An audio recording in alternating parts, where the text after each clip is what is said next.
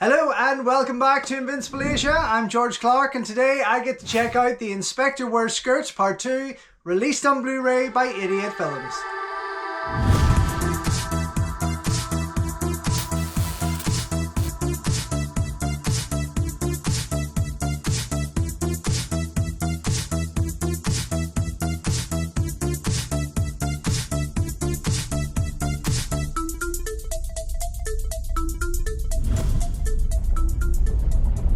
Don't forget folks, before we go any further, if you haven't already, please subscribe to the channel, like the video, ring the bell and all that jibber jabber, and thank you very much for supporting Invincible Asia. So I'm a little late in the game thanks to Amazon and my holiday, but I finally got my hands on the Inspector Wears Skirts Part 2 Blu-ray from Idiot Films, and I am extremely happy because they're obviously continuing that series with parts 3 and 4, which is just wonderful. Why they didn't do it as a big box set is beyond me, but I'm glad because we're getting different wonderful artwork from Sean Longmore for each of them, and this just adds to that.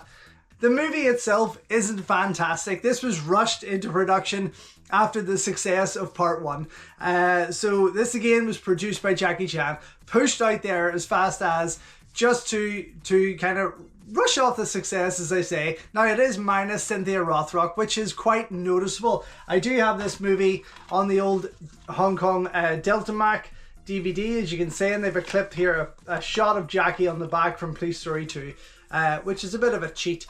But this was how I used to watch it. It was kind of just typical okay quality. But most of the cast returned. You've got Sybil Hu, you've got Sandra Eung, who it's pretty much her show for the most part. Like this is Golden Harvest saying, we see your talent, Sandra, we're going to give you this next film for you to carry yourself, and it's pretty much the majority of it is her movie. So the rest of the cast is all there. Stanley Fung is there, Ken Lo's back, most of the Jackie Chan stunt team are back. You have Cara Hoy is back in there. Then you've got 4 new members of the Banshee squad. You've got Amy Yip, who pops up in there literally with her bulletproof bra, and then you've got Mei, who is Jackie Chung's girlfriend, maybe wife, I can't remember if they're married or not, who you would seen in The Last Blood and things like that. But I mean, it's a fun film. It's very heavy on the comedy, less so on the action. There's a few scuffles in there. There's a lot of rehashing of what we saw in part 1 there. You have another dance number, you have a more torturous training and comical training moments. It's very Police Academy, let's just put it like that. Still, I have a lot of fun with it. I'm hoping that this new restoration as such gives me more of an impression than what that DVD did. Anywho, enjoy this artwork from Sean Longmore, because I am going to get stuck into this after I read out to you the extras that come. With this we have a limited edition slipcase, limited edition double-sided fold-out poster, 2K remaster from the original negatives presented in high definition 1080p Blu-ray in 1.85.1 aspect ratio, original Cantonese mono with English subtitles, English mono dub, an interview with stuntman Mars, fantastic, audio commentary by Frank Jang, leading the top squad, an interview with director Wilson Chin, an interview with stuntman Go Shut Fung, Hong Kong trailer, stills gallery, and reversible cover with new artwork by Sean Longmore and original Hong Kong poster art. Fantastic. Region A and B, of course, going out stateside also, and Cantonese and English, 1989, all the usual bits and bobs there. But yes, a great addition to the collection. I'm more excited for parts 3 and 4, to be honest. I love part 4. I've never seen part 3, so I'm dying to get that. So it would have been great to see them as a box set. Just it. Okay, sliding this on out here, comes out with Sean's artwork, as you can see, and it's beautiful. I mean, wow, this really sells the film for what it isn't, because all the best bits are here. They're really... This is probably the weakest chapter of them all. I haven't seen part 3, but I feel that this is the weakest chapter of them all.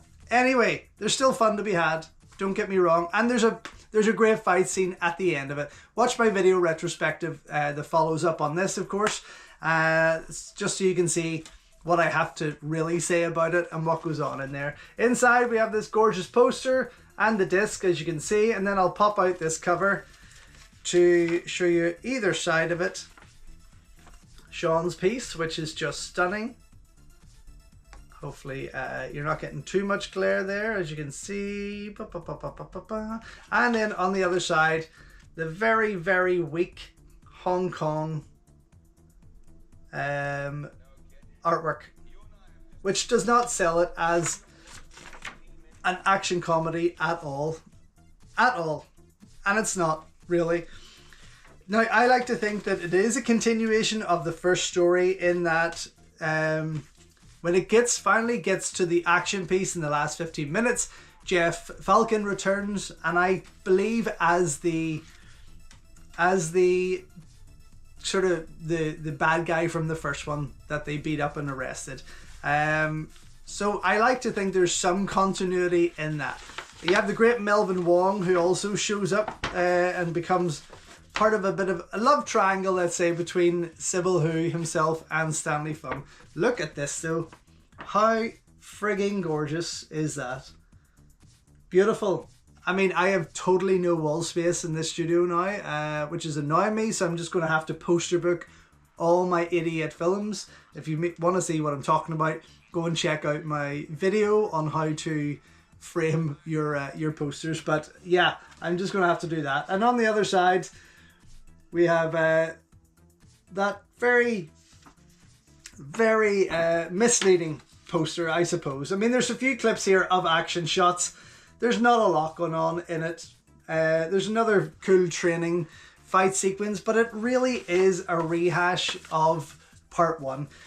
It's a shame they didn't bring back Cynthia Rothrock though. I think it would have benefited from that. It definitely needed something or someone like Cynthia Rothrock and a few more action scenes. But anyway, regardless, it was a rush job. It looks good here. I'm glad it's in the collection. I'm going to go put this up against... Well, I'm going to put the DVD on for like 10 minutes, let that quality sink in. But I'm going to check out everything on here, come back and let you know what I think. So, just back after checking out the 88 Films Blu-ray release of The Inspector Wears Skirts Part 2, as you can see here. And wow, I mean, kudos to the guys there for making me love this movie even more. I didn't think that was quite possible, but it just shows you the effect of watching something of lower quality. Whenever when DVDs kind of first came out, we were all amazed with this digital restoration, although I totally miss videotapes. But, you know, seeing the quality of that DVD, that Deltamac DVD, in comparison to what is going on here, I mean, this has went up in my books. Not that it's a much better movie by any means, but just the pure enjoyment from watching it.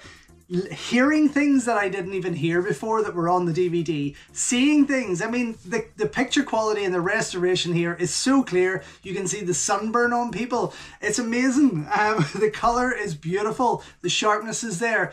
The subtitles are crisp. Everything about it is so much better, and it definitely has put this movie up in my books. I really, really loved it. Again, probably not my favorite chapter of the lot, but it was definitely, honestly, a lot more fun than I've ever remembered it being, without a doubt.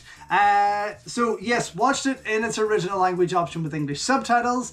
Then watched it again with Frank Jennings' audio commentary, which was fun for the most part. But sometimes I felt he had just fallen asleep because there was like so much silence going on there. Now he's probably just working with what he's got, because again, there's not a lot of nothing or something new here. It's very much a rehash of some of part one, and you're questioning it. Like, he was doing the same thing I was asking. Why are they still training? Because, you know, they were supposed to have accomplished that in part one, and then that last 15-minute sequence of that big action scene against the terrorists kind of looks like it was just tacked on at the end for no reason.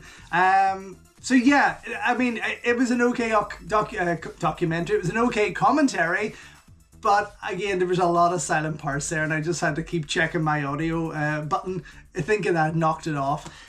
Then you have tons of great interviews here. You've got an interview with director Wilson Chen, which was about 12 minutes in length. Fantastic piece, really loved it. Talks through all four of the movies.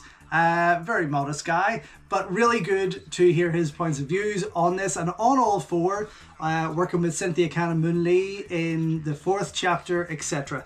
Really worth checking out for sure. Then you have an interview with Mars, the infamous Mars from the Jackie Chan stunt team, actor in his own right, Jackie Chan stunt double, etc, etc.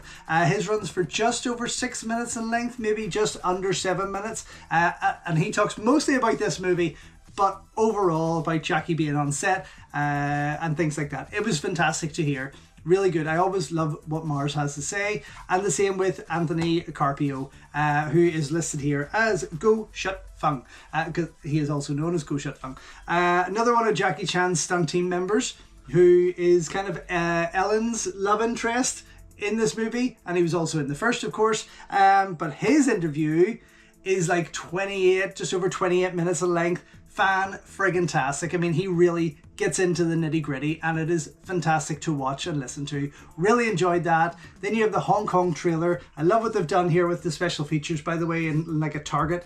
Whenever you go into special features, it shoots in like a target. Then you have the Hong Kong trailer there, which runs for about 3.5 minutes, just maybe 3 minutes 40 seconds, but 40 seconds of that is actually just the opening credits of, you know, Golden Harvest and Golden Way and things like that. So there's probably a 3-minute trailer there. It's unrestored, which is great. Go and check that out first, of course, and then go into the movie, please, because that difference in quality, you'll see how it looked on my DVD, unless you have your own, of course, or video quality, and then go into that restoration, because wow, it will just knock your socks off. It looks absolutely beautiful, and I really can't wait for parts 3 and 4. And then you have a stills gallery, which again was about probably just under 4 minutes in length. Some posters are there, stills from the movie, screen grabs, that kind of thing. I mean, it was cool, but nothing too exciting. But overall, absolutely, 88 Films have done an amazing job with this, as has Sean Longmore once again. And it is a double thumbs up for me. Super glad it's in for my collection. Bring the rest on, please, and thanks for watching. So thank you once again for watching another video here on Invincible Asia. Don't forget you can check out hundreds of others here on the channel. You can also show your continued support by heading over to my new merch store or by checking out invincibleasia.com, where you can read my full movie reviews and follow me on Instagram at Invincible Asia. Until next time though, enjoy your Kung Fu, and I will see you soon.